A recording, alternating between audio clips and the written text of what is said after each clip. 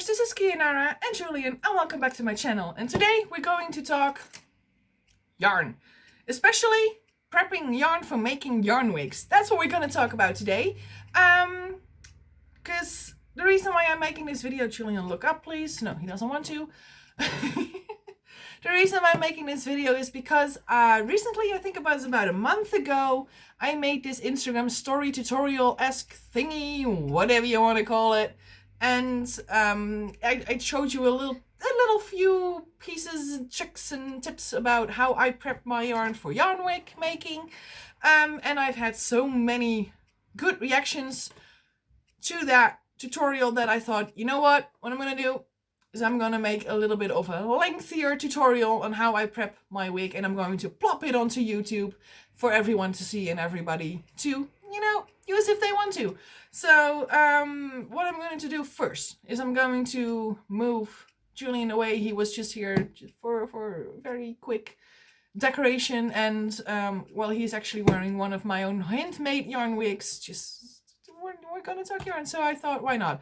But to be able to show you how I prep my yarn, I'm going to have to move in, so I'm sorry if you like seeing him, but he gotta go. So I'm gonna put Julian right there. What I'm going to show you first is I made one before I started this video. This is what my yarn looks like when I'm done. It is completely brushed out, and this took me, I shit you not, I kid you not, I shouldn't say that, I'm sorry, but I kid you not, this took me about a minute, that's all, to get this much payoff, this much yarn for wig making. Just a minute. That's all it takes. That's really all it takes. So before I get started into how I make my bundles look like that in just under a minute, I'm going to talk to you a little bit about the yarn, the types of yarn that I use for making wefts. What you see on most tutorials is that people are using this kind of yarn. Just standard, regular acrylic yarn, like this. They wrap it around a piece of paper, they cut it at the top, and they round it around something, a piece of metal or something, and they start brushing it out with a pet comb. And that's how people make their yarn, how people prep their yarn. What I find is if you use this kind of yarn, it's just the strands are very, very tiny, and they are very tightly wound together, the pieces of yarn, and you have to put in a whole lot of effort to get any payoff in the end. It takes a long time to unwound and unbrush yarn like this. And if you, like me, have mostly big dolls with big heads, it takes forever, for freaking ever, to get enough yarn to be able to make a wig. So I don't like using this kind of yarn for wig making. Maybe if I really want an accent color that I can get in the yarn that I usually use, I might do it, but for a whole wig, I do that. I don't use it. The kind of yarn that I use is this kind of yarn. As you can see, the strands are a little bigger, and they are not as tightly wound as the yarn that I just showed you. This one is just a single strand of yarn, which is just wrapped around itself. And the bigger one, the blue one, is these are two strands that are just wrapped around one another, but they both are very loosely wound together, and that makes your life so much easier, I can tell you that. So I'm gonna put this one aside as well, because I'm gonna show you how I do it on the big blue one, this one. So what I do is I just take, this one is already a little bit unwound because I kind of used it a lot for wig making.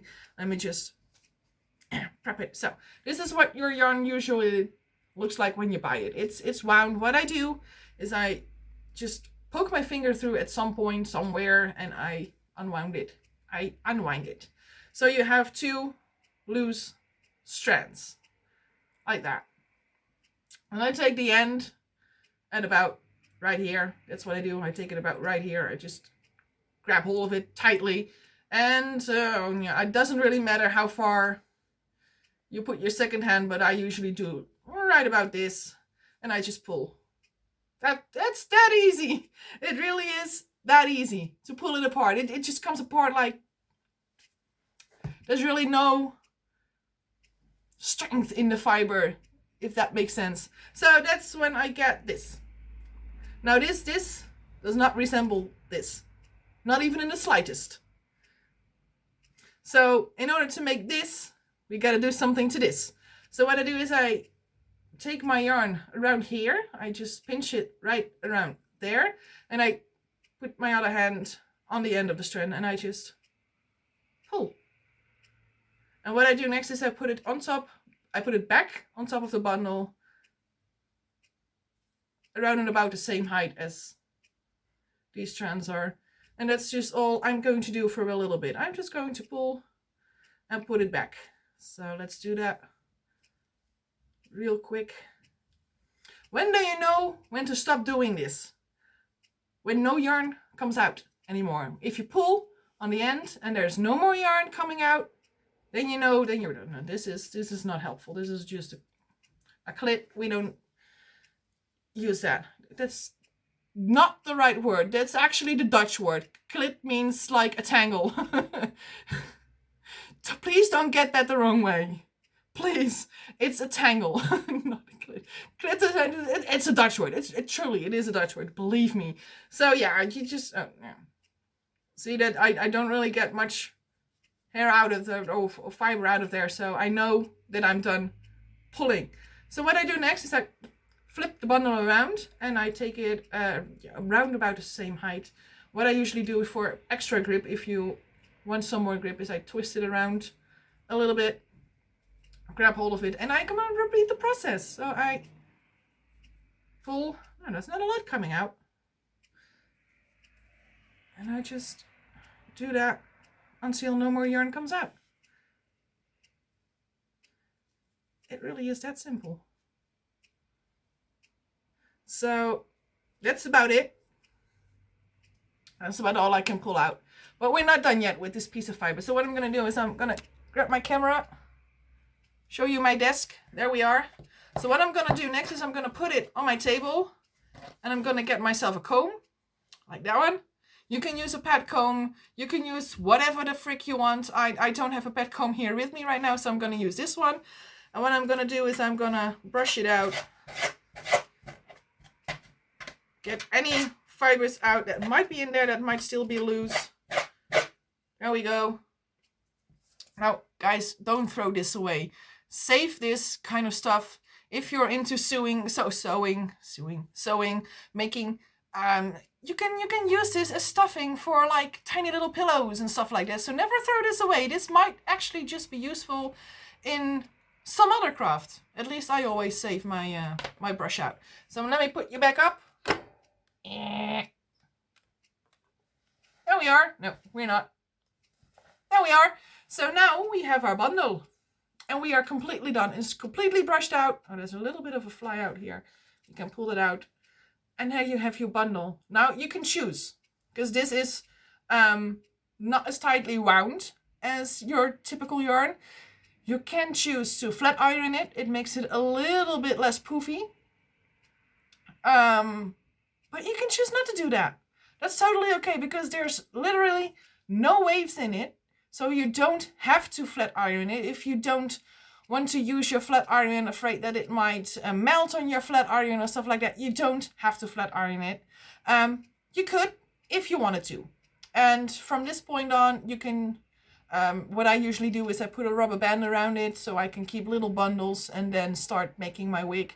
I personally prefer to glue my yarn straight onto the wig. I don't make wefts, but you can either just glue it on straight onto the wig, or you can make wefts, whatever you feel is the best way for you to make wigs. But with this, you are practically done prepping your yarn for wig making. There's also another plus in using this method, and you might have seen it, because the strands are pretty long. They are actually pretty long. What I usually do is I cut my yarn around about here. I cut off the top, and then I can use all this length for wig making. When you use the other method of wrapping it around a book, cutting it off, brushing it out, then cutting it off again, you just get wefts like this. Maybe, if you're lucky. Maybe a little bit bigger. This is so much bigger than that other method that you can make longer wigs with this method. So that's it. That's how I prep my yarn for wig making. I hope this whole tiny little tutorial was of help to you. That you might think, hey, that's interesting. I might actually have to try that. So yeah, I really do hope it was helpful, and I hope you enjoyed watching this video. I am going to end it right here, and I am going to wish you all a very lovely day today. I want to thank you all for watching. You guys are amazing. Thank you so much, and I hope to see you in one of my next videos. Bye bye.